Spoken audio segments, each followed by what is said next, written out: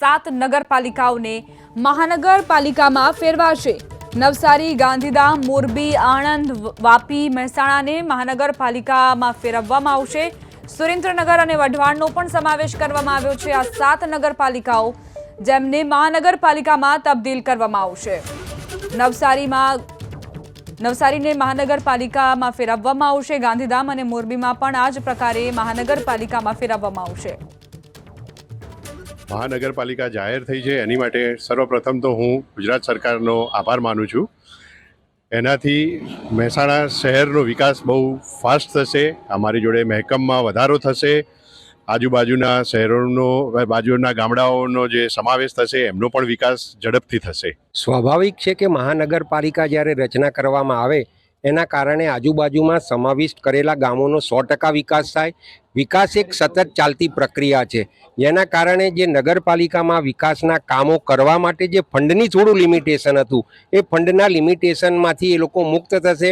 વધારે પડતી સરકારની ગ્રાન્ટો અને અન્ય નાણાકીય આવકો વધતા જે મહેસાણા શહેર અને આજુબાજુના ગામોના વિકાસના કામો થશે અને વિકાસશીલ મહેસાણા બની જશે।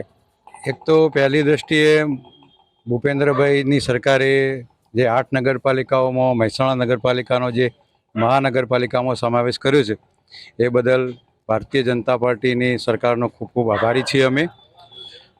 મહાનગરપાલિકા જાહેર થતો મહેકમ વચ્ચે ગ્રાન્ટ વધવાથી જે સ્થાનિક સમસ્યાઓના નિરાકરણ માટેના સોલ્યુશનો નીકળશે, તેમજ આજુબાજુના ગામવાળાને અને એને મહાનગરપાલિકાનો બહુ મોટો ફાયદો થનાર છે, એ અમે ચોક્કસ કહીએ છીએ। મહેસાણા શહેરની તસવીર બદલ ચોક્કસ વાત છે કે ગુજરાત સરકારનો એક તો અમે ખૂબ ખૂબ આભાર માનીએ છીએ। પૂર્વ નાયબ મુખ્યમંત્રી નીતિનભાઈ પટેલ આના માટે અથાગ પ્રયત્નો કરતા હતા।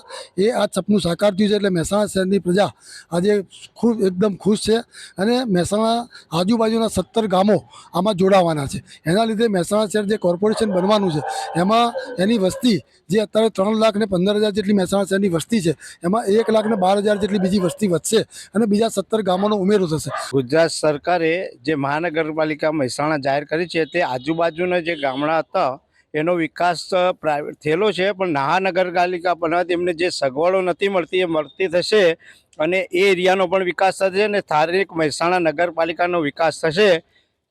ગુજરાત સરકારનો ખૂબ ખૂબ આભાર અમે બધા માનીએ છીએ કે જે 8 મહાનગરપાલિકા તરીકે બજેટમાં જાહેરાત કરી છે એમાં મહેસાણા નગરપાલિકાનો સમાવેશ કરવામાં આવ્યો છે અને મહેકમમાં વધારો થશે, ગ્રાન્ટોમાં પણ વધારો થશે। એટલે નાણાકીય મર્યાદા જે અમુક સમસ્યાઓ અમે ઉકેલ નહોતા લાવી શકતા એનો પણ પ્રયત્ન કરીશું હવે, એટલે ખૂબ ખૂબ વિકાસ થશે એવી અમે બધાને આશા છે।